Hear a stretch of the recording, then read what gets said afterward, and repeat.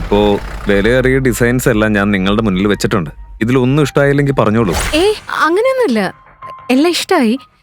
പക്ഷേ എന്ത് പക്ഷേ മാഡം, ഈ ഷോപ്പിൽ ഒരുപാട് കസ്റ്റമേഴ്സ് വരാറുണ്ട്. പക്ഷെ ഞാൻ കൗണ്ടറിൽ നിന്ന് വന്ന് ആർക്കും ജ്വല്ലറി കാണിച്ചു കൊടുക്കാറില്ല. ഞാൻ കള്ളം പറയുന്നതല്ല. അതിനോട് സെയിൽസ്മാൻ ഉണ്ട്. Thank you. ഞങ്ങൾ ഇതിൽ നിന്ന് തന്നെ സെലക്ട് ചെയ്യാം. ഇത് പറഞ്ഞ് അവനി മേശപ്പുറത്ത് വെച്ച നെക്ലേസ് ഓരോന്നായി നോക്കി. അതിൽ ഒരെണ്ണം അവൾക്ക് ഒരുപാട് ഇഷ്ടമായി.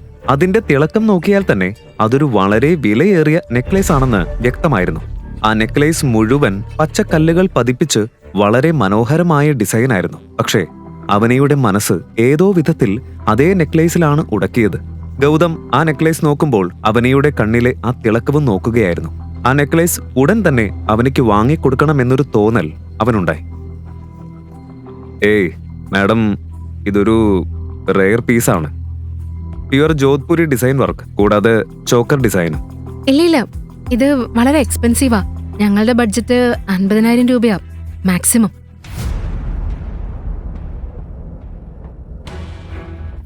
നിങ്ങൾ എന്താ ചെയ്യുന്നേ? എന്താ ഇത്? പിന്നെന്ത് ചെയ്യണം? പാക്ക് ചെയ്ത് നിങ്ങൾക്ക് തരാനോ? മാഡം, ഇങ്ങനെ വിലയേറിയ ജ്വല്ലറി വാങ്ങാൻ കഴിവില്ലെങ്കിൽ ആദ്യം തന്നെ പറഞ്ഞൂടെ? ഇത്രയ്ക്ക് എക്സ്പെൻസീവ് സെറ്റ് എല്ലാം എടുത്ത് കാണിക്കേണ്ടി വരില്ലായിരുന്നല്ലോ. എവിടെന്നാ നിങ്ങളൊക്കെ കയറി വരുന്നതെന്ന് അറിയില്ല. ബ്രദർ, എല്ലാം പാക്ക് ചെയ്ത് വെക്കേ. നിങ്ങൾക്ക് ഇത്ര ബഡ്ജറ്റ് ഇല്ലെങ്കിൽ ആദ്യം തന്നെ പറഞ്ഞൂടെ? ഇതെല്ലാം റയർ നെക്ലസ് പീസസ് ആണെന്ന് അറിയോ നിങ്ങൾക്ക്? ഞങ്ങൾ എന്ത് ചെയ്തു? ഞങ്ങൾ വന്നത് മുതൽ ഈ ജെന്റിൽമാൻ തന്നെയാണ് ജ്വല്ലറി എല്ലാം എടുത്ത് കാണിച്ചത്. അതിന് ഞങ്ങളുടെ തെറ്റെന്താ? എന്താ ഇത്? വാവ്, കള്ളനെ പിടിച്ച പോലീസുകാരനെ പോലെ സംസാരിക്കുകയാണല്ലോ. എനിക്ക് മുമ്പേ മനസ്സിലായിരുന്നു നിങ്ങൾ പോക്കറ്റിൽ 5 പൈസ പോലും ഇല്ലാതെ വില കൂടിയ സാധനങ്ങൾ കാണാൻ വന്നതാണെന്ന്. മതി, നിർത്തിക്കോ നിന്റെ സംസാരം. കുറെ നേരമായി. രാജു, പോലീസിനെ വിളിക്കേ. ഷോപ്പിലേക്ക് വന്ന് നമ്മളെ ഭീഷണിപ്പെടുത്തുന്നോ? ഗൗതം, പോവാം. ചെല്ല് മാഡം, പോ. ഇതുപോലെ വേറെ ആരുടെയെങ്കിലും സമയം കളയാനല്ലേ? ഇയാൾ എന്താ പറയുന്നത്?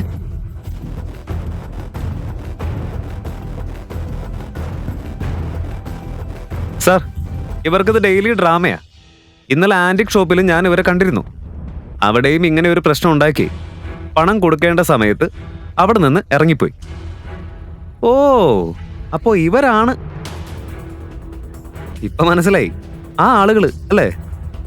ഭാര്യയ്ക്കൊന്നും വാങ്ങി കൊടുക്കാൻ കഴിയില്ലെങ്കിൽ എക്സ്പെൻസീവ് നെക്ലസ് നോക്കി മോഷ്ടിക്കാനാ പ്ലാൻ. വാവ്. കുറച്ചു നേരത്തിനുള്ളിൽ തന്നെ കാര്യം വലിയ പ്രശ്നമായി മാറി. ഇത് കണ്ട അവനിയുടെ തൊണ്ട വരണ്ടുപോയി. മുന്നിൽ നിൽക്കുന്ന സെയിൽസ്മാൻ ഇനി അവരുടെ വാക്കുകൾ കേൾക്കാൻ പോലും തയ്യാറായിരുന്നില്ല. എനിക്ക് ഇത് വാങ്ങാൻ കഴിവില്ലെന്ന് നിങ്ങളോട് ആരാ പറഞ്ഞേ? ഗൗതമിന്റെ വായിൽ നിന്ന് വന്ന ആ ചോദ്യം എല്ലാവരെയും ഞെട്ടിച്ചു. ആ നെക്ലസിന് 12 ലക്ഷം രൂപ വിലയുണ്ട്. അത് വാങ്ങാൻ നിനക്ക് കഴിയുമെങ്കിൽ വാങ്ങി കാണിക്ക്. ഗൗതം വിചാരിച്ചാൽ ഇപ്പോൾ തന്നെ അവനിക്കായി ആ മുഴുവൻ ഷോപ്പ് തന്നെ വാങ്ങി കൊടുക്കാമായിരുന്നു. പക്ഷേ ഈ സമയത്ത് തന്റെ യഥാർത്ഥ ഐഡന്റിറ്റി ആരോടും വെളിപ്പെടുത്താൻ അവൻ ആഗ്രഹിച്ചില്ല. സർ, ഇതെന്റെ തെറ്റാ. ആദ്യം തന്നെ ഞങ്ങളുടെ ബഡ്ജറ്റ് 50,000 രൂപ മാത്രമാണെന്ന് ഞാൻ പറയണമായിരുന്നു. 50,000 രൂപയ്ക്ക് ജ്വല്ലറി ഇവിടെ ഇല്ലെങ്കിൽ പ്രശ്നമില്ല. ഞങ്ങൾ മറ്റെവിടെയെങ്കിലും നോക്കാം. മാഡം, അതിന്റെ ആവശ്യമില്ല. നമ്മുടെ ഷോപ്പിൽ എല്ലാ തരത്തിലുള്ള ജ്വല്ലറിയും ഉണ്ട്. ബ്രദർ, ചീപ്പായതൊന്ന് എടുത്ത് കാണിച്ചു കൊടുക്ക്. ഉടൻ തന്നെ അവൻ അടുത്തു നിന്ന സെയിൽസ്മാനെ വിളിച്ച് ജ്വല്ലറി കാണിക്കാൻ പറഞ്ഞു. അവനി തന്റെ വികാരങ്ങൾ നിയന്ത്രിച്ചു. കുറച്ചു സമയം കഴിഞ്ഞ് 60,000 വിലയുള്ള ഒരു സിമ്പിൾ നെക്ലേസ് അവൾ തിരഞ്ഞെടുത്തു.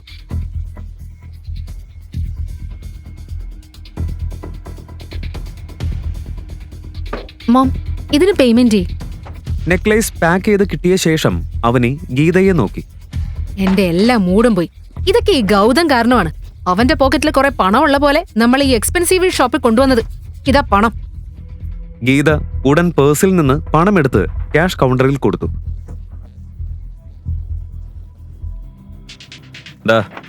ഇത് കൊടുക്ക്. ശേഷം അവർ ഷോപ്പിൽ നിന്ന് പുറത്തേക്ക് നടന്നു. അനിലും അവനിയും നെക്ലസ് ബാഗ് എടുത്ത് അവളുടെ പിന്നാലെ പുറത്തുപോയി. പക്ഷേ ഗൗതം അപ്പോഴും അവിടെ തന്നെ നിന്നുകൊണ്ട് ഷോപ്പ് ഓണറിനെ കോപത്തോടെ നോക്കുകയായിരുന്നു.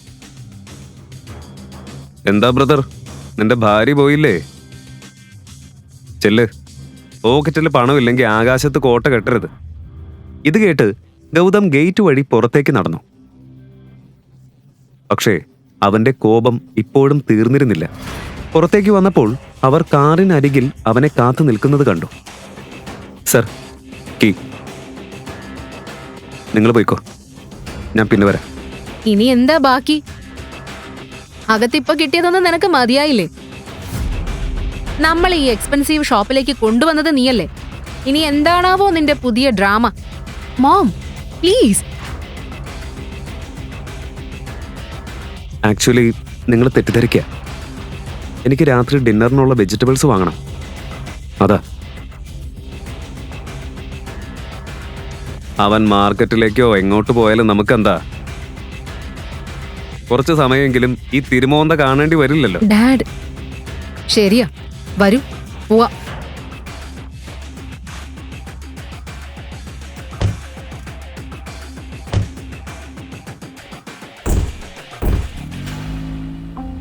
അവർ പോകുന്നതും നോക്കി ഗൗതം അവിടെ നിന്നു. അവനിയുടെ കാർ കണ്ണിൽ നിന്ന് മറഞ്ഞതോടെ അവൻ തന്റെ ഷർട്ട് സ്ലീവ്സ് മടക്കി വീണ്ടും അതേ ജ്വല്ലറി ഷോപ്പിലേക്ക് നടന്നു.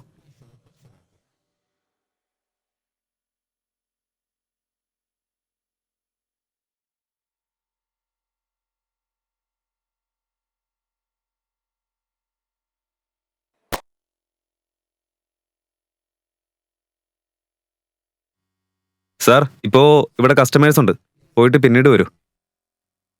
ഞാൻ ആ 12 ലക്ഷം രൂപ വിലയുള്ള നെക്ലസ് വാങ്ങാൻ വന്നതാ. ഗൗതം പറഞ്ഞത് കേട്ട ഉടൻ സെയിൽസ്മാൻ എല്ലാവരും ചിരിക്കാൻ തുടങ്ങി. ഓണർക്കും ചിരി അടക്കാൻ കഴിഞ്ഞില്ല. നെക്ലസോ? നിന്റെ തലച്ചോറ് ഭാര്യയുടെ പേഴ്സിൽ വെച്ചിട്ടാണോ വന്നത്? ഇവന്റെ ഉള്ളിലാണേ, ഇപ്പോഴാ ഉണർന്നേന്ന് തോന്നുന്നു. നിങ്ങളുടെ തമാശയൊക്കെ കഴിഞ്ഞെങ്കിൽ ഇനി പ്രധാന കാര്യത്തിലേക്ക് വരാം. നീ ശരിക്കും ആ നെക്ലസ് വാങ്ങോ? അത് വാങ്ങാനുള്ള സ്റ്റാറ്റസ് നിനക്കില്ല. എന്റെ സ്റ്റാറ്റസ് എന്താണെന്ന് നിങ്ങൾക്ക് ചിന്തിക്കാൻ പോലും കഴിയും. ഇപ്പോൾ ഞാൻ ഇവിടെ വന്നിരിക്കുന്നത് ഒരു കസ്റ്റമറായിട്ടാ. ഒരുപാട് നേരമായി നീ. സെക്യൂരിറ്റി, ഇവനെ പിടിച്ച് പുറത്തേക്ക് എറിയേ. ഇനി നീ നേരെ പോലീസ് സ്റ്റേഷനിലേക്കാ പോകുന്നത്. ഈ മാർക്കറ്റ് മുഴുവൻ അറിയുന്ന വലിയ ഷോപ്പാ ഇത്. ഞാൻ ഒന്ന് വിളിച്ചാൽ തന്നെ ഇവിടെ വലിയ ക്രൗഡ് കൂടി വരും. അവർ നിന്നെ എന്ത് ചെയ്യുമെന്ന് പറയാൻ പോലും കഴിയില്ല. ഇവിടെയുള്ളവർ ആദ്യം നിന്നെ അടിക്കും, പിന്നെ പോലീസ് സ്റ്റേഷനിലേക്ക് കൊണ്ടുപോകും. അവിടെ പോലീസ് വീണ്ടും അടിക്കും. ഇത് കേട്ടയുടൻ ഗൗതം തന്റെ മൊബൈൽ പുറത്തെടുത്തു.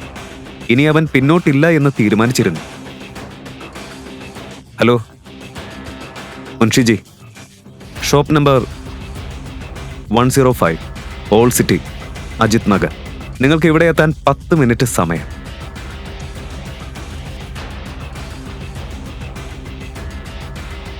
ആരെയാ വിളിച്ചത്? ആരത്? നീ വിളിച്ചാ വന്ന ഉടനെ നിന്നെ രക്ഷിച്ചു കൊണ്ടുപോവാൻ. അത് അടുത്ത 10 മിനിറ്റിനുള്ളിൽ നിങ്ങൾക്ക് മനസ്സിലാവും. സെയിൽസ്മാന്റെ മുഖം കോപം കൊണ്ട് ചുവന്നു. അതേസമയം ചുറ്റുമുണ്ടായിരുന്ന ചിലർ അവസരം നോക്കി ഗൗതമിനെ പരിഹസിക്കാൻ തുടങ്ങി. ഈ രാജ്യത്ത് ദാരിദ്ര്യത്തിന്റെ പ്രശ്നമൊന്നുമില്ല. പ്രശ്നം ഇങ്ങനെയുള്ള തട്ടിപ്പുകാരാ. അത് ഒന്ന് നോക്കുവന്. ഇത്ര ഇൻസൾട്ടായിട്ടും ഇപ്പോഴും മുന്നിൽ തന്നെ നിൽക്കുക. ഇവരുടെ സ്വഭാവം തന്നെ ഇത്. കള്ളന്മാർക്കും തട്ടിപ്പുകാർക്കും എന്ത് ലജ്ജ. കണ്ടില്ലേ നെഞ്ചും വിരിച്ചു നിൽക്കുന്നത്. ഷോപ്പിന്റെ ഓരോ കോണിലും ചർച്ചകൾ തുടങ്ങി. അതേസമയം ചിലർ 10 മിനിറ്റ് കഴിഞ്ഞാൽ എന്താണ് നടക്കാൻ പോകുന്നത് എന്ന് കാത്തിരുന്നു. അപ്പോഴേക്കും നിരവധി എക്സ്പെൻസീവ് കാർസ് ഷോപ്പിന്റെ മുന്നിൽ വന്ന് നിർത്തി. കാറുകൾ നിർത്തിയ ഉടൻ ശക്തരായ പരുക്കന്മാരായ ബോഡി ഗാർഡ്സ് കയ്യിൽ ഗൺ പിടിച്ച് ഷോപ്പിന്റെ പുറത്തു നിന്നു. അതേസമയത്ത് മുൻഷിജി കാറിൽ നിന്നിറങ്ങി ഷോപ്പ് മുഴുവൻ ശ്രദ്ധിച്ചു നോക്കാൻ തുടങ്ങി. മുൻഷിജി ഷോപ്പിലേക്ക് കയറിയ ഉടൻ തന്നെ ഗൗതം അവിടെ നിൽക്കുന്നത് കണ്ടു. ബോഡിഗാർഡ്സ് എല്ലാം അപ്പോഴേക്കും ഷോപ്പ് മുഴുവൻ വളഞ്ഞിരുന്നു. മുൻഷിജി എത്തിയതോടെ ഷോപ്പിനുള്ളിൽ വീണ്ടും ആളുകൾ തമ്മിൽ ചർച്ചകൾ തുടങ്ങി.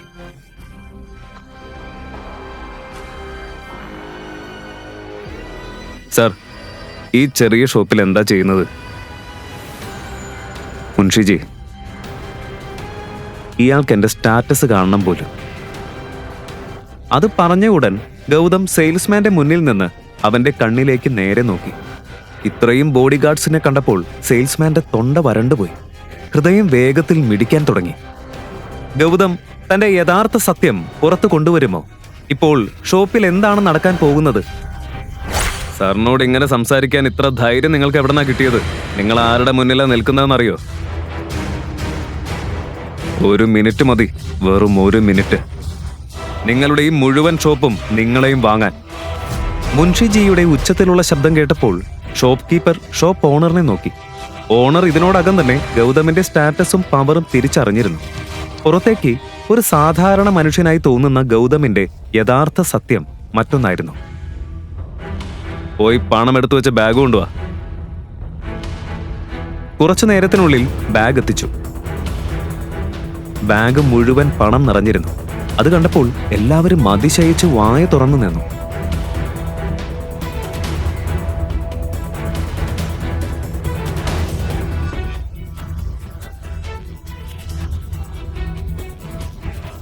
മറുവശത്ത് ഷോപ്പ് ഓണറിന്റെ കാലുകൾ വിറയ്ക്കാൻ തുടങ്ങി. അടുത്ത നിമിഷം അവൻ ഗൗതമിന്റെ കാലിൽ വീണു. രാജ, ദയവായി ക്ഷമിക്കണം സാർ. എനിക്ക് തെറ്റുപറ്റിയതാ. ദയവായി എനിക്ക് മാപ്പ് തരണം.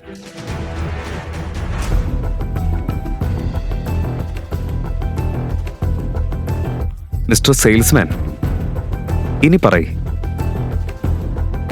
നിങ്ങൾക്ക് എന്റെ സ്റ്റാറ്റസ് അറിയണ്ടേ? ക്ഷമിക്കണം സാർ, ഞാൻ അറിയാതെ ചെയ്തതാ.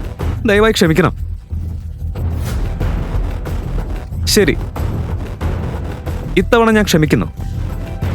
പക്ഷേ ഇനി മുതൽ ആരെയെങ്കിലും നിങ്ങൾ പരിഹസിച്ച നിങ്ങളെ ഞാൻ വെറുതെ വിടുമെന്ന് കരുതരുത്.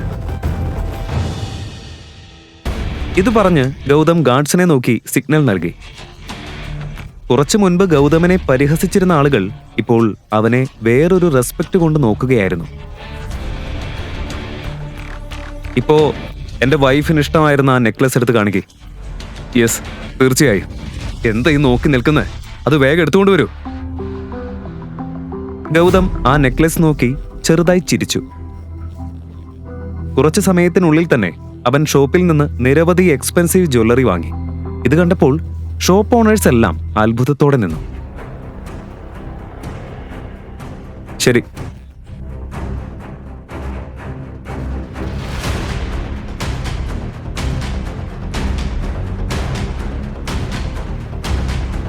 മുൻഷിജി വരൂ.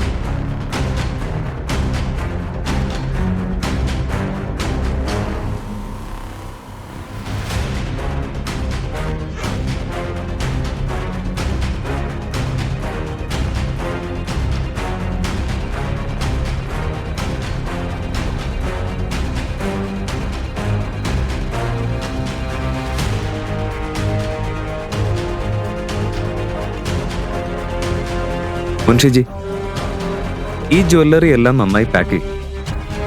കൂടാതെ കുറച്ച് എക്സ്പെൻസീവ് ഗിഫ്റ്റ് കൂടി ചേർക്ക്. നാളെ അവനിയുടെ കസിന്റെ വെഡിങ് ആണ്. അവൾക്ക് ആരുടെയും മുന്നിൽ നാണം കെടേണ്ടി വരരുത്. അതിനാൽ ഈ ഗിഫ്റ്റ് എല്ലാം അവനിയുടെ പേരിൽ അവിടെ എത്തിച്ചു കൊടുക്കണം.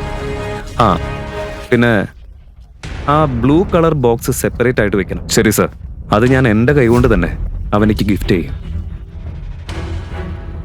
ശരി സാർ, നിങ്ങൾക്ക് ഇഷ്ടമുള്ളതുപോലെ. ചെറിയ വായിൽ വലിയ വാക്ക് പറയുകയല്ല. പക്ഷേ സാർ, സത്യങ്ങളൊന്നും അവനോട് പറയാത്തതെന്താ? ഞാൻ പറയും മുൻഷിജി, പക്ഷേ ഇപ്പൊ ശരിയായ സമയമല്ല. സമയം വന്ന ഞാൻ തന്നെ പറയും. അത് ശരിയാ. നിങ്ങളുടെ ഇൻലോസ് നിങ്ങൾ രാഞ്ചൂറിലെ രാത്തോറാണെന്ന് അറിഞ്ഞാൽ അവരൊരിക്കലും നിങ്ങളെ അവനോട് ഡിവോഴ്സ് ചെയ്യാൻ അനുവദിക്കില്ല. ശരി മുൻഷിജി, ഞാൻ പോട്ടെ. ഗൗതം ഒന്നും പറഞ്ഞില്ല. പക്ഷേ മുൻഷിജി പറഞ്ഞ വാക്കുകൾ അവനെ സന്തോഷിപ്പിച്ചില്ലെന്ന് അവന്റെ കണ്ണുകളിൽ നിന്ന് വ്യക്തമായിരുന്നു. എളുപ്പമുള്ള പൂക്കളുടെ വഴിയിൽ അവൻ എന്തുകൊണ്ടാണ് ഈ മുള്ളുകളുള്ള വഴി തിരഞ്ഞെടുത്തതെന്ന് മുൻഷിജിക്ക് മനസ്സിലായില്ല. വെജിറ്റബിൾസ് വാങ്ങി തിരിച്ച് വീട്ടിലെത്തിയപ്പോൾ അവന്റെ മുഖത്തുണ്ടായിരുന്ന സന്തോഷം ഇല്ലാതായി. വീട്ടിൽ ഇതിനോടകം തന്നെ മറ്റൊരു തർക്കം തുടങ്ങിയിരുന്നു. ഗീത ഗൗതമിനെ കാത്തിരിക്കുകയായിരുന്നു. വാ വാ വാ, വരൂ മഹാരാജാവേ. പച്ചക്കറി വാങ്ങാൻ നീ വേറെ രാജ്യത്തേക്കാണോ പോയത്? ഇല്ല, അങ്ങനെയൊന്നുമില്ല. ശരിക്കും ഞാൻ... മിണ്ടാതിരിക്കെ. ഇന്നും എന്റെ മകള് നീ കാരണം ബാക്കിയുള്ളവരുടെ മുന്നിൽ നാണം കിട്ടും. മോം, മുജ്ജന്മത്തിലെ ഏത് പാപത്തിനാണാവോ ദൈവം എന്നെ ഇങ്ങനെ ശിക്ഷിക്കുന്നത്? അവനി, ഇപ്പൊ തന്നെ നീ ഇവനെ ഡിവോഴ്സ് ചെയ് പ്ലീസ്. അവനി മോം, വീണ്ടും ഇത് തുടങ്ങണ്ട. ഈ തവണ ഗൗതമിന്റെ തെറ്റല്ല, പക്ഷെ ഓരോ ദിവസവും ഈ ഡിവോഴ്സ് എന്ന വാക്ക് കേട്ട് ഞാൻ മടുത്തു. പിന്നെ ഞാൻ എന്ത് ചെയ്യണം? ഇവനെ കണ്ടാൽ തന്നെ എനിക്ക് ശ്വാസം മുട്ടുന്നു. ദൈവമേ, ഒന്ന് ഈ പെൺകുട്ടിക്ക് മനസ്സിലാക്കി കൊടുക്ക്. ഇവക്കിപ്പോ ഞാൻ പറയുന്നതൊന്നും കേക്കണ്ട. ഇന്നും അവളുടെ പിന്നാലെ എത്രയോ ബോയ്സ് നടക്കാണ്. പക്ഷേ ഗീതയുടെ കരച്ചിലും ഡ്രാമയും പുതിയ കാര്യമല്ല. ഇങ്ങനെ ഇമോഷണൽ ബ്ലാക്ക്മെയിൽ ചെയ്ത് അവനെയെ സമ്മർദ്ദത്തിലാക്കുന്നത് അവൾക്ക് പതിവായിരുന്നു. ഗൗതം, നീ കിച്ചണിലേക്ക് പോയിട്ട് എന്തെങ്കിലും ഭക്ഷണം തയ്യാറാക്ക്. അമ്മയെ ഞാൻ ഡീൽ ചെയ്യും കേട്ടോ. വായിക്ക് രുചിയുള്ള വല്ലതും ഉണ്ടാക്കണം. പിന്നെ സിങ്കിൽ ഒരു പാത്രം പോലും ഞാൻ കാണാൻ പാടില്ല. ഓ. അടുത്ത നിമിഷം തന്നെ ഗൗതം കിച്ചണിലേക്ക് പോയി. പക്ഷേ ഗീതയുടെ കോപം ഇപ്പോഴും മാറിയിരുന്നില്ല. അവളുടെ കണ്ണുകളിൽ കണ്ണീരും നിറഞ്ഞിരുന്നു.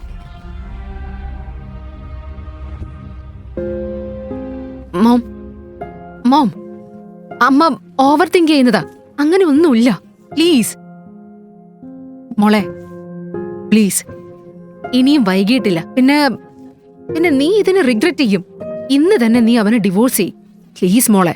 വീണ്ടും അതേ കാര്യ പറയുന്നത്. ഞാനിനി അമ്മ എങ്ങനെയാ പറഞ്ഞ് മനസ്സിലാക്കണ്ടേ? നിങ്ങൾ എത്ര പറഞ്ഞാലും ഞാൻ ഒരിക്കലും ഗൗതമനെ ഡിവോഴ്സ് ചെയ്യില്ല. ഇത് ഫൈനലാ. മോളെ, ദയവായി ഇത് മനസ്സിലാക്ക്. Avani Avani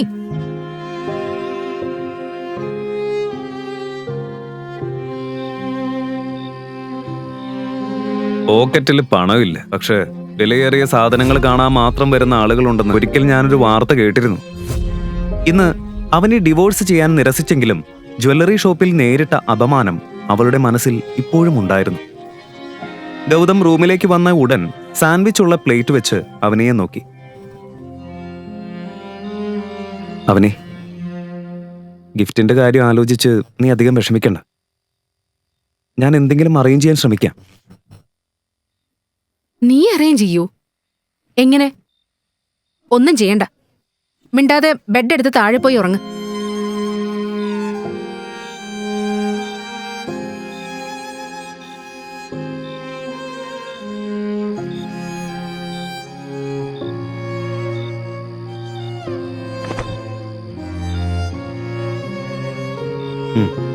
good night. Gift വാങ്ങാൻ കഴിയാത്തതിന്റെ കോപം അവനിയുടെ ശബ്ദത്തിൽ വ്യക്തമായിരുന്നു.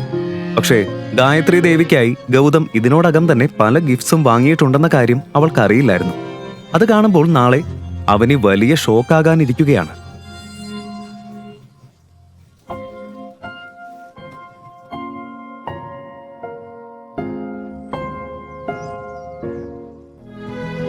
അവനെ ഒരു സ്റ്റണ്ണിംഗ് ബ്ലൂ ഡ്രസ് ധരിച്ചിരുന്നു. അത് അവളുടെ സൗന്ദര്യം കൂടുതൽ വർദ്ധിപ്പിച്ചു. അതുകൊണ്ട് തന്നെ ഡ്രൈവ് ചെയ്യുമ്പോൾ മിറർ വഴി ഗൗതം അവളെ വീണ്ടും വീണ്ടും നോക്കുകയായിരുന്നു. കുറച്ചു സമയത്തിനുള്ളിൽ ഗൗതം കാർ അഗർവാൾ മാൻഷന്റെ മുന്നിൽ പാർക്ക് ചെയ്തു. പുറത്തു നിന്നിരുന്ന എക്സ്പെൻസീവ് കാർസും വീട്ടിലെ ഡെക്കറേഷൻസും കണ്ടാൽ തന്നെ അഗർവാൾ ഫാമിലിയിലെ എല്ലാ അംഗങ്ങളും പാർട്ടിക്ക് എത്തിയെന്ന് മനസ്സിലാകുമായിരുന്നു.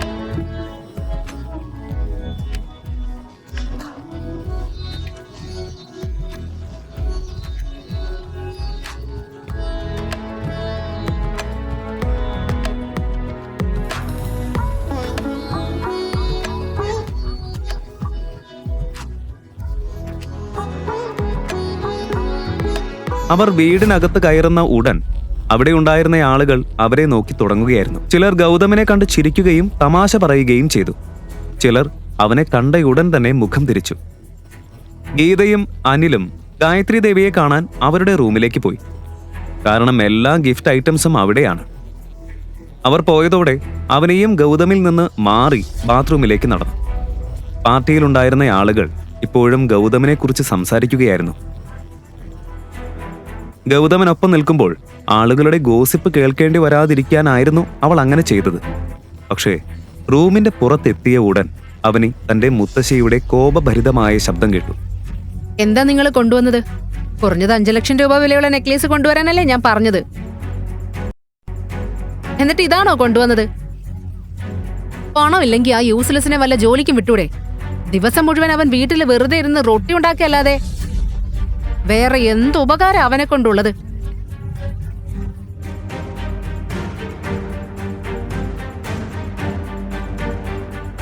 മുത്തശ്ശി,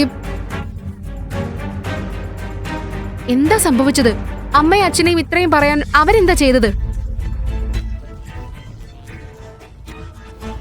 അവനയുടെ കോപമുള്ള ശബ്ദം കേട്ട് ഗായത്രി നെക്ലസ് അവൾക്ക് നേരെ എറിഞ്ഞു. എന്റെ മുന്നിൽ ഇത്ര ശബ്ദം ഉയർത്താൻ നിനക്ക് എത്ര ധൈര്യമുണ്ട്? ഇന്ന് ഷനായുടെ എൻഗേജ്മെന്റാ, അതും നഗരത്തിലെ ഏറ്റവും വലിയ ഫാമിലിയുമായിട്ട്. അപ്പോ അവര് നിന്റെ മകൻ എന്ത് ഗിഫ്റ്റാ തന്നതെന്ന് ചോദിച്ചാ ഞാൻ എന്താ അവരോട് പറയാ? എന്തു മറുപടി നൽകും ഞാൻ? ഈ പൊളിഞ്ഞ ഗിഫ്റ്റ് ആണെന്നോ? ഇത് കേട്ട് അവനെ എന്തോ പറയാനായി മുന്നോട്ട് വന്നു. പക്ഷേ അനിൽ കൈകൊണ്ട് അവളെ തടഞ്ഞു. ഇപ്പൊ വേണ്ട. കാരണം ഗായത്രി ദേവിയുടെ കോപം എങ്ങനെയാണെന്ന് അവന് നന്നായി അറിയാമായിരുന്നു. മുത്തശ്ശി, നിങ്ങളെ സന്തോഷിപ്പിക്കാൻ ഞങ്ങൾ എന്തും ചെയ്യും. പക്ഷെ നിങ്ങളുടെ പരാതികൾ ഒരിക്കലും അവസാനിക്കില്ല. ഈ നെക്ലേസ് 60,000 രൂപ വിലയുള്ളതാ. ഞങ്ങൾക്കത് വലിയ പണമാണ്. പക്ഷെ നിങ്ങൾക്ക് അതിന് വിലയില്ല. എളുപ്പത്തിൽ നിങ്ങളത് എടുത്തെറിഞ്ഞു. ഗായത്രി ദേവിയുടെ മുഖം ഇപ്പോൾ കോപത്തിൽ കത്തിക്കൊണ്ടിരുന്നു. അടുത്തു വെച്ചിരുന്ന ചായക്കപ്പ് അവൾ എടുത്തു. കോപത്തിൽ അതിലെ ചൂടുള്ള ചായ അവനിയുടെ മേലെറിയാൻ അവൾ കൈ ഉയർത്തി. അവനെ ഉടൻ തന്നെ രക്ഷപ്പെടാൻ മുഖം തിരിച്ചു. അതേ നിമിഷം കപ്പ് പൊട്ടുന്ന വലിയ ശബ്ദം അവൾ കേട്ടു. അവനെ തിരിഞ്ഞു നോക്കിയപ്പോൾ അവൾ ഞെട്ടിപ്പോയി. അവളുടെ മുന്നിൽ ഗൗതം നിൽക്കുകയായിരുന്നു. ഗായത്രിയുടെ കൈ പിടിച്ച് കപ്പ് മതിലിലേക്ക് എറിഞ്ഞത് അവനായിരുന്നു. നീയോ?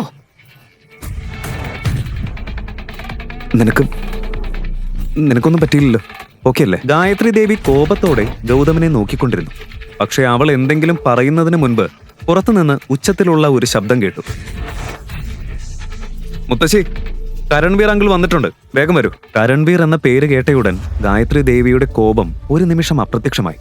കാരണം അവളുടെ കണ്ണിൽ കരൺവീർ അവളുടെ ഏറ്റവും അഭിമാനമുള്ള മകനായിരുന്നു.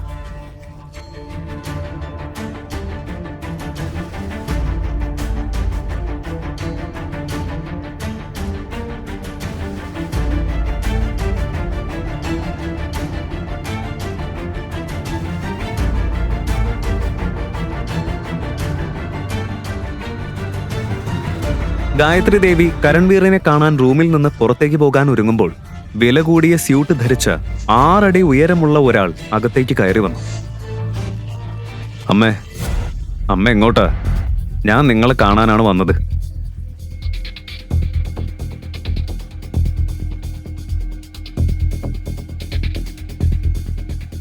ഓ, ചേട്ടനും മുഴുവൻ ഫാമിലിയായി എത്തിയല്ലോ. വലിയ പാർട്ടീസ് ഒന്നും ചേട്ടൻ അറ്റൻഡ് ചെയ്യാറില്ലെന്നാ ഞാൻ കരുതിയത്, അല്ലേ ചേട്ടാ? അയ്യോ, അതൊന്നും പറയണ്ട. നോക്ക്, വെറും 60,000 രൂപ വിലയുള്ള ഒരു പാഴ് നെക്ലേസ് കൊണ്ടുവന്നിരിക്കുക ഇവര്.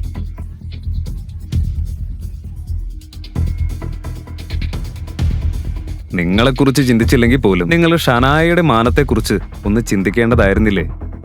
നാളെ അവൾ അന്യമായ ഒരു വീട്ടിലേക്കാണ് പോകുന്നത്. ഈ ഗിഫ്റ്റ് കാരണം അവൾ എത്ര പരിഹാസങ്ങൾ കേൾക്കേണ്ടി വരുമെന്ന് നിങ്ങൾക്കറിയോ? അങ്കിൾ, നിങ്ങൾക്ക് എങ്ങനെ ഇങ്ങനെ പറയാൻ കഴിയുന്നത്?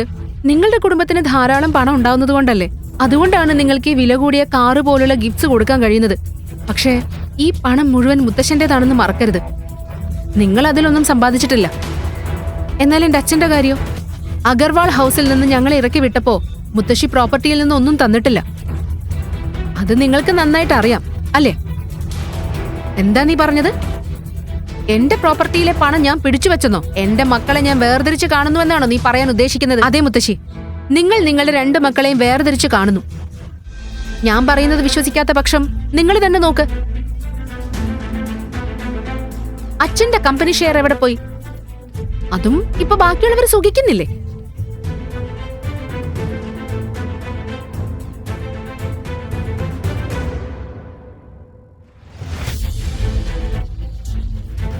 വെറുതെ വർത്താനം പറയുന്നത് നിർത്ത്.